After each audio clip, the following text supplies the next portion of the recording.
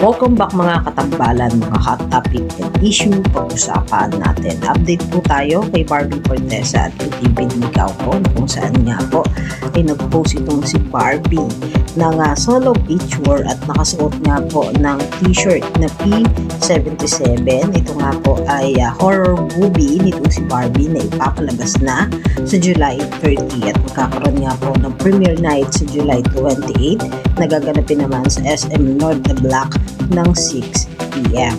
Isa pa nga po sa post itong si Barbie ay nagpasalamat po siya sa nagpadala nga po ng napakasarap na pagkain at cake ngayon pong nalalapit na kaarawan ni Barbie Fortesa sa July 31 na kung saan nga po ay may mga advance gift at food na ibinibigay nga sa kanya. Samantalang si David Licauco naman po ay nag-post sa kanyang social media account ng Taho Story na kung saan nga po ay naglalaro itong si David ng basketball at player na po itong si David ng Taho Story kung saan nga kamakailan ay pinost itong si David na naglalaro nga siya ng basketball.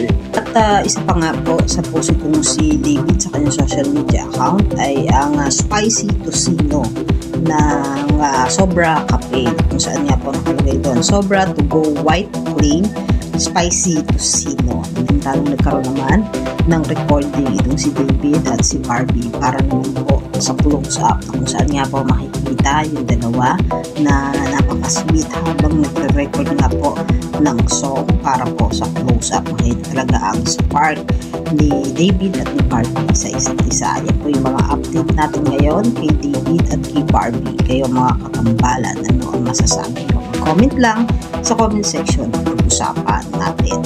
Yan ang mga hot topic and issue dito lamang sa Tambalang JK.